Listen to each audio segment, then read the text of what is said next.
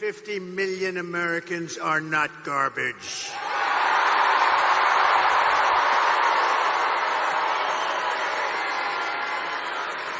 This week, Kamala has been comparing her political opponents to the most evil mass murderers in history. And now, speaking on a call for her campaign last night, crooked Joe Biden finally said what he and Kamala really think of our supporters. He called them garbage. No way. No way. And they actually mean it, even though, without question, my supporters are far higher quality than crooked Joe or lying Kamala. Higher quality. My response to Joe and Kamala is very simple. You can't lead America if you don't love Americans. That's true. You can't be president if you hate the American people, which I believe they do. And Kamala Harris is not fit to be president of the United States. In no way is she fit. She doesn't have the intellect, the stamina, or that special quality that real leaders, people like Brett Favre, have. They don't have it. They don't have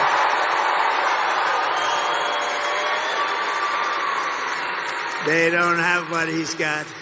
Few people do, to be honest with you. Joe Biden's comments were the direct result of Kamala's decision to portray everyone who isn't voting for her, which is a lot of people, as evil and subhuman.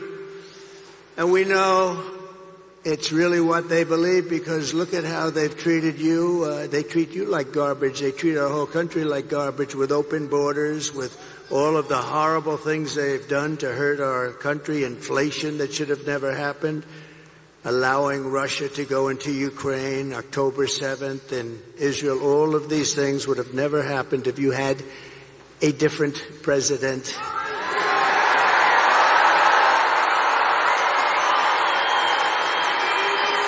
For the past 9 years, Kamala and her party have called us racists, bigots, fascists, deplorables, irredeemables, Nazis, and they called me Hitler. They've bullied you, they've demonized us, they've censored us, they've deplatformed us, and they weaponized the power of our own government against all of us. They've taken your money, they've thrown open your borders to criminals and terrorists, they've flooded your towns with deadly drugs and death. They're incompetent people. They've given your jobs to illegal migrants and sent our blood and treasure to fight in stupid foreign wars where the countries don't even know who we are and where we've never heard of the country. This Tuesday is your chance to stand up and declare you are not going to take it anymore.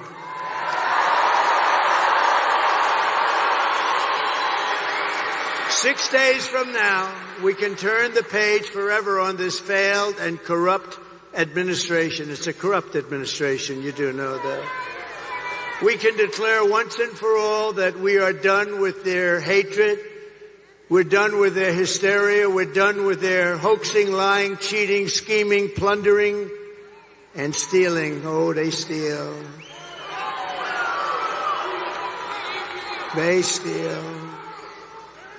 We're not going to let them divide and destroy America any longer. What we have built is the biggest, broadest, most incredible coalition and the greatest political movement in the history of our country.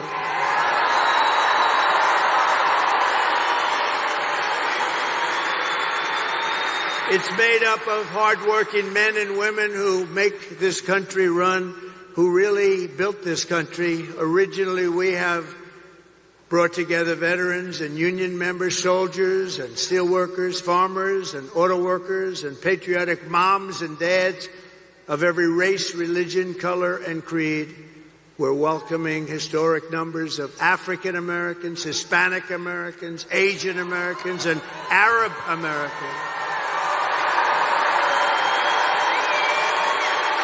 And we're uniting Christians and Jews, Catholics and evangelicals, Muslims and Mormons, and everyone who simply wants to do one thing: make America great again.